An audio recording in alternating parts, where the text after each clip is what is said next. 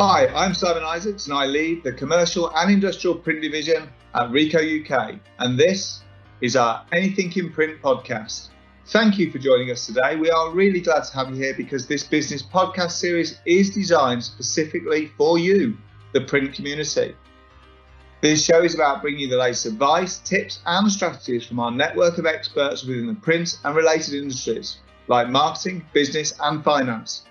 It's all about knowledge sharing to help you and your organisations reach your purpose and fulfil your business goals.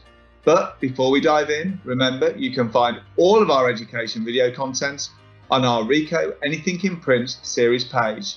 Now, let's begin.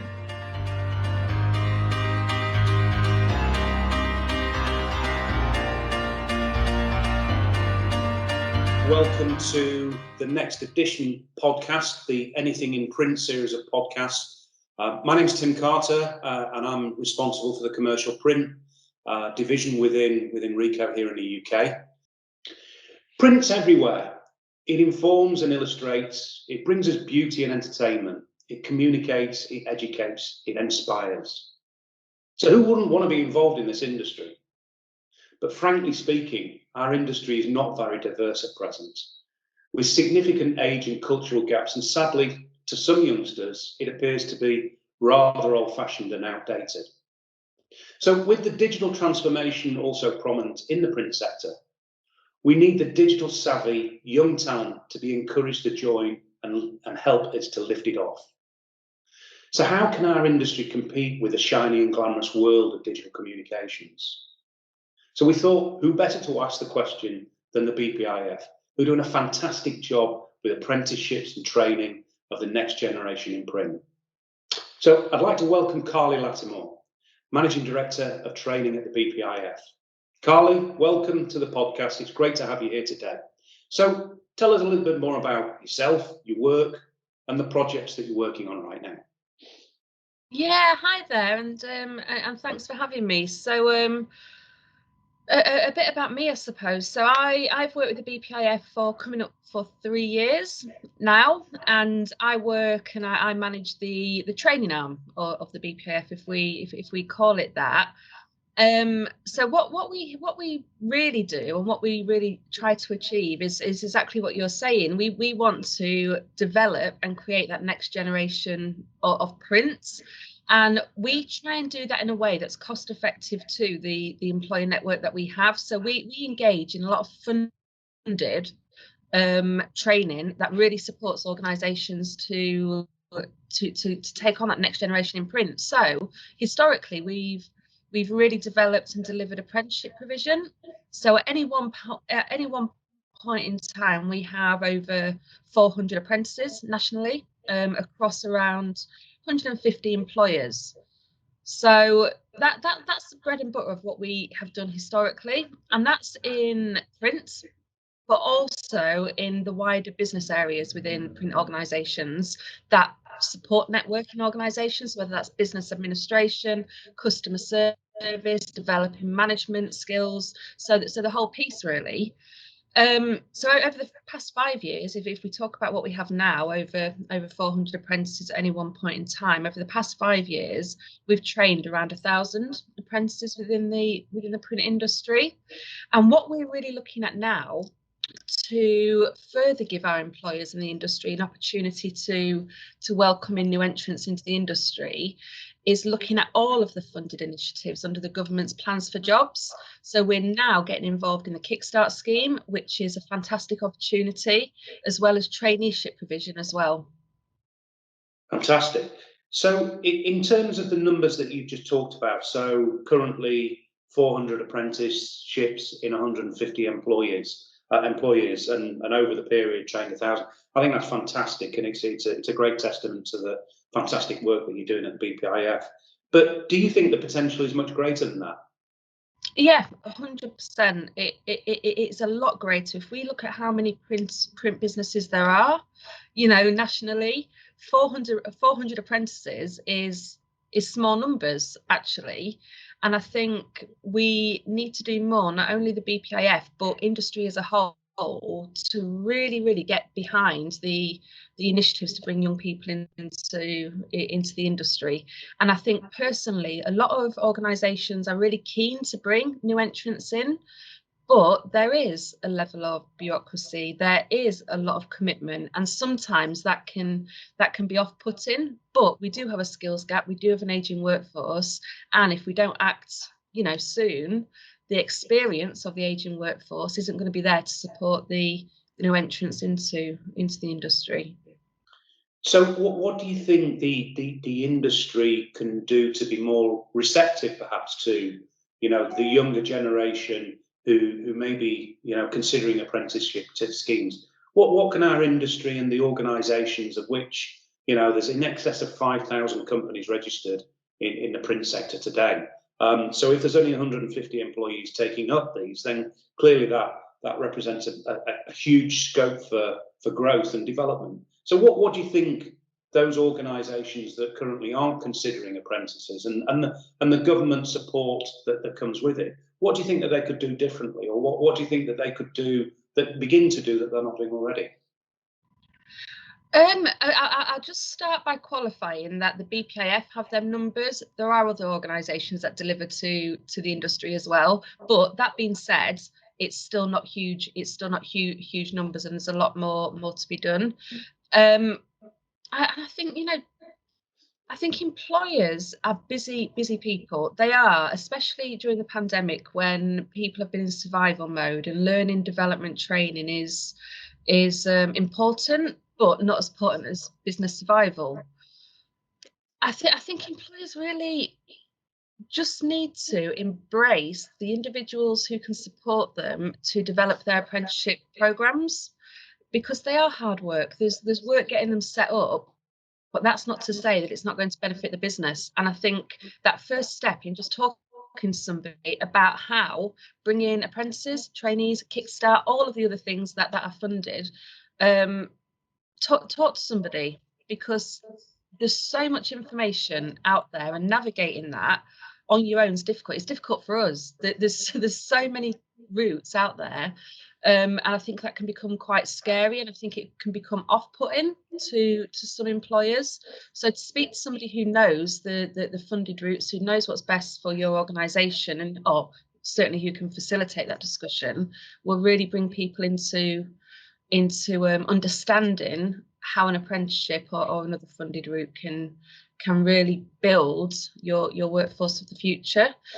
Just to put it into context, you've got traineeships, Kickstart, apprenticeships, all under the plans for jobs, all with initiatives there, incentives from £1,000 to £4,000 to 6 months worth of wages being paid.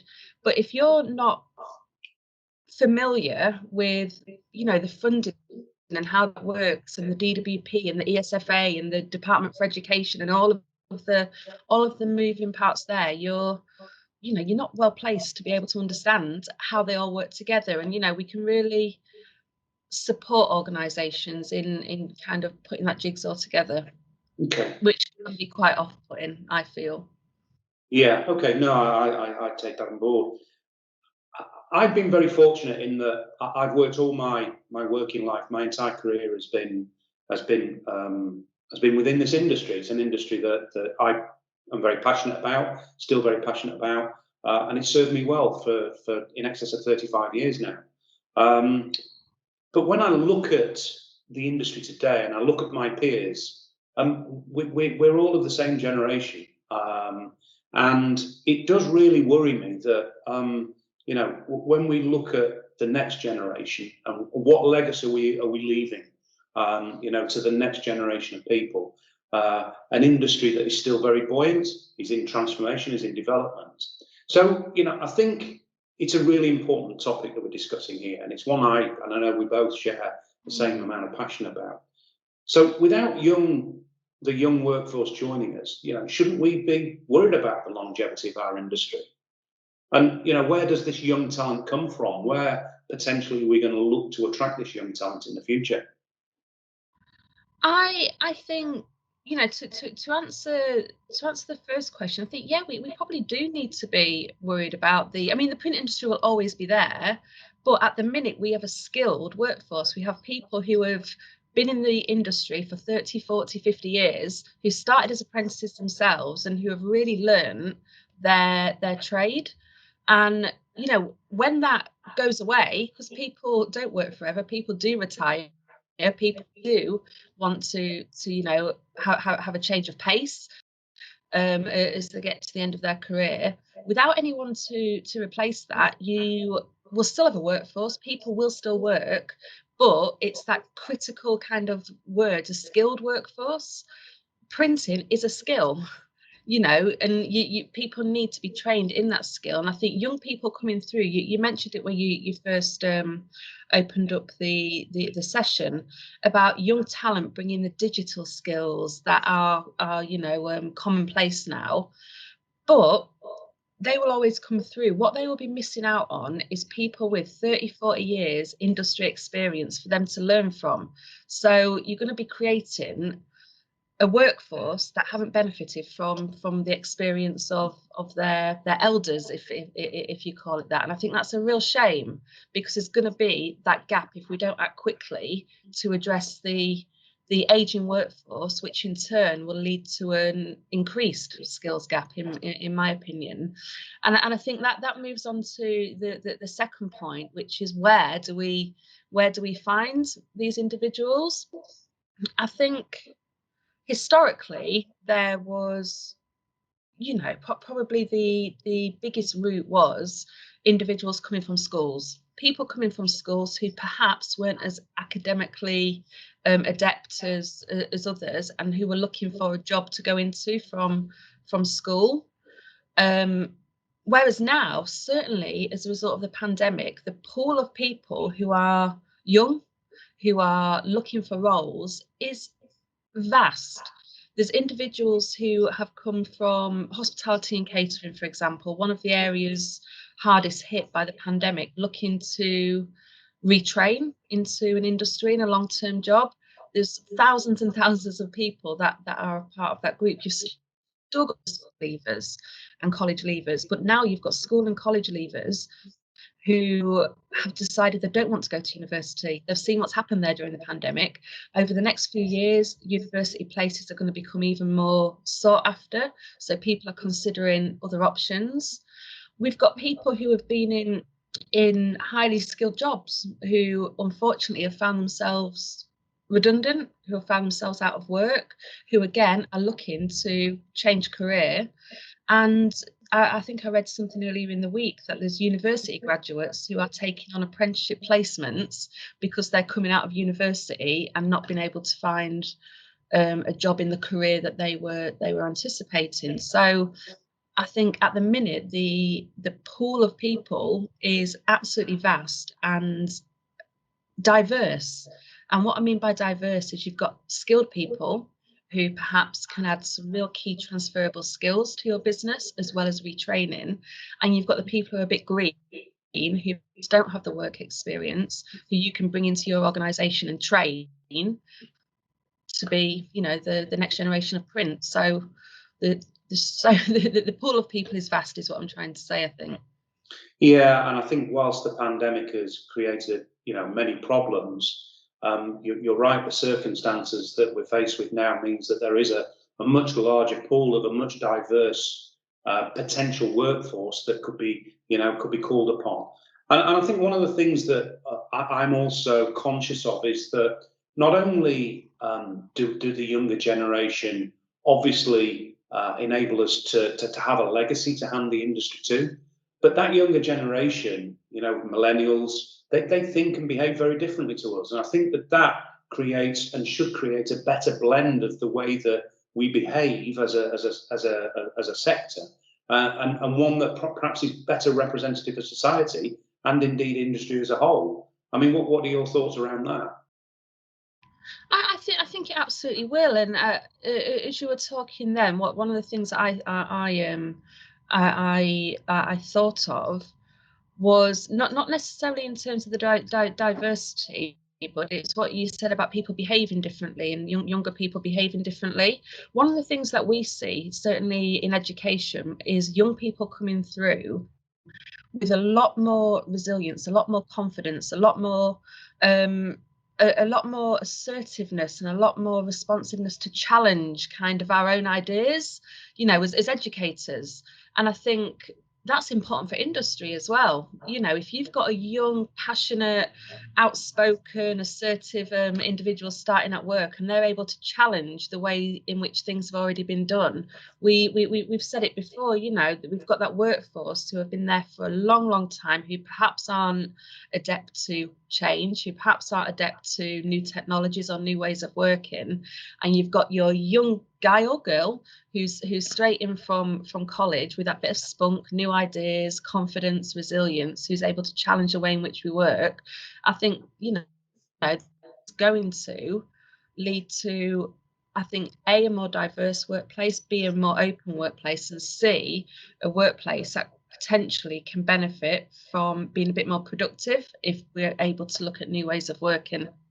Yeah, no, or be challenged about what we do. Yeah, absolutely, I agree, and it's very apparent to me that the younger generation is not scared of challenging the norm and asking some difficult questions and being prepared to consider alternatives to the traditional alternatives. And I personally think that that's what our industry is crying out for. We're an industry that is at the forefront of innovation through technology and through changes in society. But we need the people to be open-minded, to be able to move the industry from where it is today to where we need to be in the future. So I absolutely agree, and I think that's another massive fundamental reason why we need to ensure that in the future that there is a much younger generation of workers that complement the older, more traditional people. Okay, that's fantastic. So I think what strikes me is that it's not just about understanding where you can go and source a pool of people, of which there's probably a much larger pool of people and opportunity, given the circumstances we discussed as a result of the pandemic.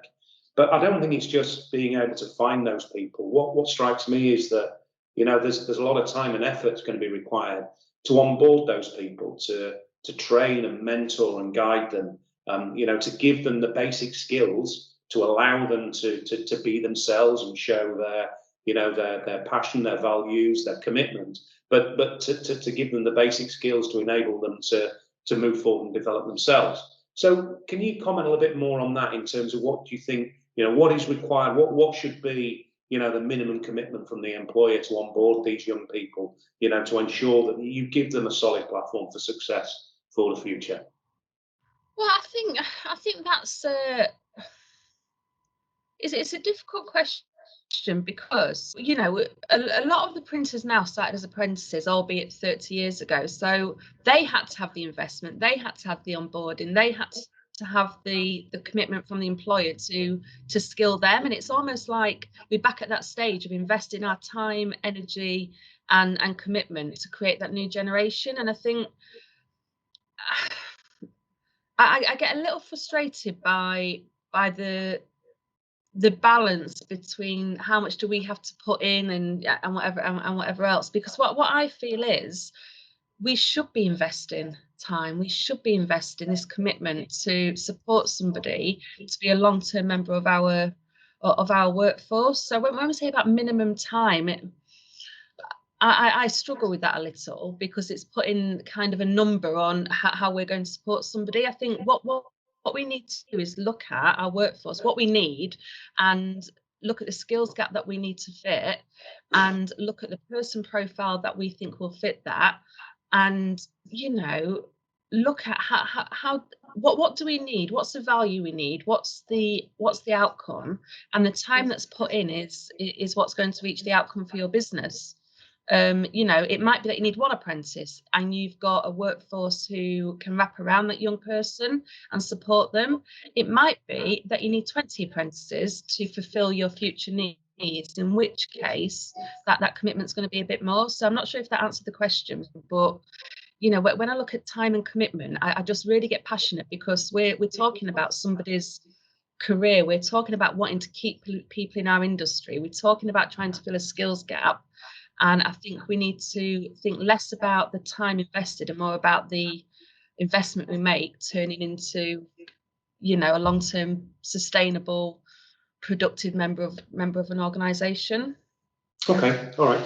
Well, what do you think the industry can do as a whole? And I'm not just talking about the BPIF. I'm talking about the industry as a whole, our sector. What can we do to change the profile so that we, as a sector, we are considered to be more dynamic and more sexy, so that young people naturally are inquisitive about the opportunities within print and communications? Because today I sense that it is not. When people leave school or they leave university or they consider apprenticeship options, I would guess that print and communications isn't number one on their agenda. It may not even be top 10. So what do you think we can do to change the profile and create some excitement and some dynamism, so that the print sector in the future is seen as an exciting sector to be a part of?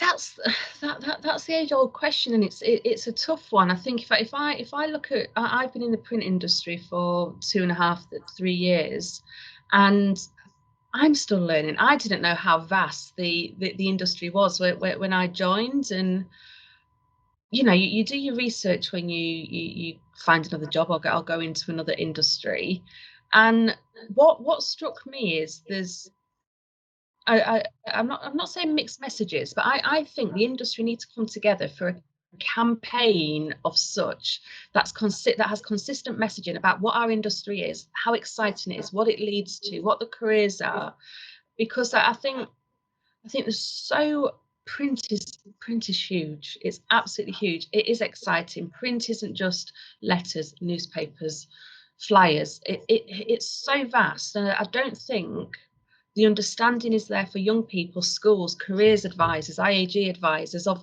what that actually is. So I think there needs to be, and I'm not saying we all pull together right now and create a national thing, but I think there needs to be thought put into what we want to educate young people on in terms of careers within the print industry, and make it sexy, make it attractive, make it a career that people think, actually, yeah, if I want to go and do work experience, I don't want to go to, when I was at school, it was either the hospital or I think, the council offices, work experience. I don't want to go to them places. They're actually boring. What I want to do is go and work on a production line where I'm seeing them printing the stand, football stand covers that they're using at the minute instead of fans. That's what I want to do. That's where I want to go, because that's sexy, that's relevant, that's exciting. That's something that I can see, rather than the routes that I had the opportunity to go to at school, which weren't particularly sexy or exciting. Yeah, the analogy I tend to use with this is it's a little bit like a Google search optimization engine. So if I was a graduate, or if I was an apprentice or a school leaver or a college leaver, and I typed into Google exciting careers, I'd love to see print and the associated industries, appear much higher on the list than they are. And I think there's a lot of work that we need to do collectively, through organisations like yourself and other associated organisations as well that are associated with print that do great work. But I think there's a lot more that we can do. And I think, the irony I see in this is that, having spent my life, I've been invigorated every day in terms, well, most days in my career. There have been some days where I've not been so invigorated. But the pace of change within our industry, the opportunity for change, the opportunity to diversify, the opportunity to embrace technology and innovation is as good as it is in any other sector. And I've been very fortunate to be part of that through my career. So, I think we have the makings of something that is very, very exciting, but it's just how we package it, how we brand it, how we promote it, so that, individuals looking for a new career or a start of the beginning of their career, see this as being a viable alternative to either hospitality or IT, or the ones that they would normally associate with as being the sexier opportunities to begin with. Yeah. Definitely, and not even necessarily an alternative, but one of the options. We don't want it to be an alternative option. We want it to be, this is an actual productive, beneficial, enjoyable route to enter, not necessarily as an alternative to what you might have been thinking. We don't want them to think the alternative. We want them to think us and think print, really. Yeah. No, I agree. Yeah. We want them to be compelled to, to consider this as the preferred option rather than an alternative option. No, I absolutely agree. Yeah. Yeah. Okay. So, in terms of, I mean, we've spoken quite a bit about the younger generation and attracting a younger generation of workforce into the industry to complement, the older, more established people like myself. But in terms of diversity in general, it's also very apparent to me, again, having worked in this industry for such a long time, that we're not really representative society or other sectors as well in terms of the ratio of male to female working in our industry, and we are very, very short of females to blend and complement what is a male dominated industry at the moment. I don't know what your views are on that, and if you're in agreement, what do you think we can do as well to change that? There's a couple of things here. I think I am in agreement, and if we look at our apprentices, and obviously that's the arena that we work. If we look at our apprentices, only about 12% of our apprentices are female within the print route way. So that, I suppose, that's the fact to back up that we're not attracting young females or females to the industry. What I will say is that gap is narrowing very, very, very slightly year on year. So this time last year, I think it was about 11.2% females. So it's narrowing year on year, but not quick enough. And I think that there's a couple of interesting things here. I think one, we go out and speak to the industry, we speak to employers, and I think employers, when they're looking at hiring, they're just looking at hiring the best person for the job, whether that's male or female. And a lot of organisations I've spoken to say that we would love to get applicants from females, but we're just not getting this type of person applying to the roles. We'd love to get 20 females to 1 male applying, but we're just not getting that. So to me, that's saying that there's more of a fundamental issue with how the industry is perceived, potentially, from a female who's looking to apply for a role as a print finisher or another role in print. So it's not that there's any discrimination against females, it's not seen as a female suited role, and I think that's what we need to change. It was quite interesting. I got asked to make comments, I think it was in Print Week a while back on International Women's Day, about whether we think the pandemic will allow more opportunity for women within the print industry.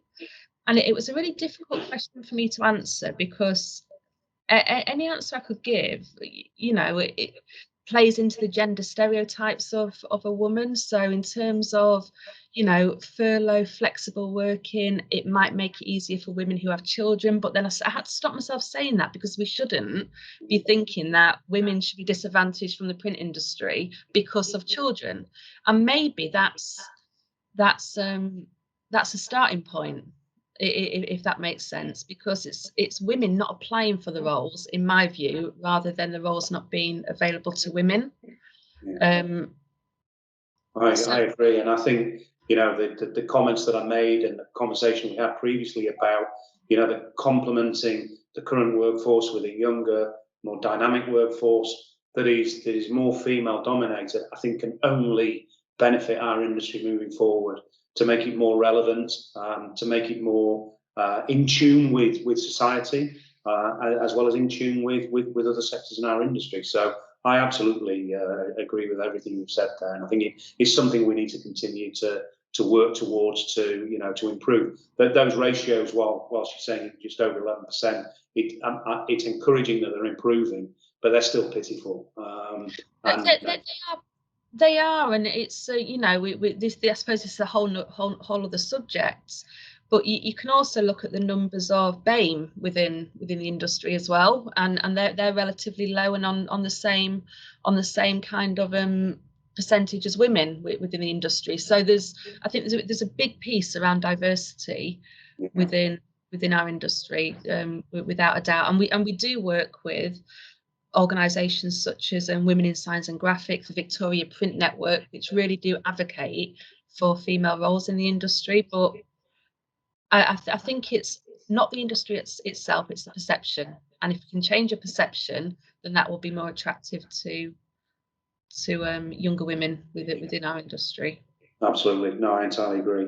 So just to summarise then, what would we, what advice would you give to our listeners, Carly? So how could they get on board based on the things we've spoken about, the programmes in place, the initiatives available, support from government, using the current opportunity where there's probably a bigger pool of opportunity in terms of people and diversity to be able to bring in? What advice would you give to our listeners moving forward?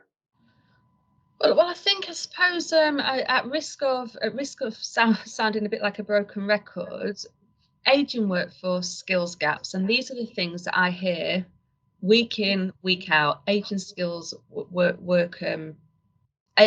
workforce skills gaps, and these aren't going away. If this has been around for years and they're still around, it's not going away. And I think at the moment, with the opportunities that are available, I've never known a time in education when the amount of funding to support a young person or an unemployed person into work has ever been as high. For an apprentice, that's up to £4,000. For somebody unemployed, you can get the wages subsidised for 6 months. For an individual, I've never known the amount of funding to be there. And yes, it takes time. Yes, it takes commitment. Yes, it takes all that. But if anyone's investing in the future of the workforce or themselves, that's what it takes. And I think it's difficult for people to understand all of the nuances around all of this funding, and that's where we can help. I'm not here today to sell BPF and sell BPF training. I'm here today to really look at how we can build a sustainable future of the print industry. And if that's us having a conversation, is Kickstart right for you? Is it a traineeship? Actually, is it a costed provision that's going to help you to build your workforce? Then I'd just suggest get in touch with it just for a chat, really, because we do need to address this ongoing issue, aging workforce skills gap, which hasn't gone away in the last 5 years, and it's not going to go away anytime soon. So utilise the funding, utilise the commitment from the government, actually, that's there now to invest in the future. Great. Okay. Well, Carly, thanks very much for your time and your feedback today. I've been really enlightened by what you've had to say. And I'm hoping that our listeners will be suitably enlightened and may feel a bit more empowered to take action now. I think it is clear, and I think most people do understand that we do have an ageing workforce, and there's never a better time than now to look to try and address that, particularly in view of the comments that you've made and the feedback you've provided. So thanks very much. I really do appreciate your feedback. And with that, I hope that everybody did enjoy today's podcast, which forms part of our Anything in Print series of podcasts at Ricoh. Thank you for listening. That's a wrap for today. Thanks for listening. I hope you found this episode informative. If so, make sure you subscribe to all of our upcoming episodes and let us know any feedback you may have. You can also connect with myself and my guests on our Anything in Print series page.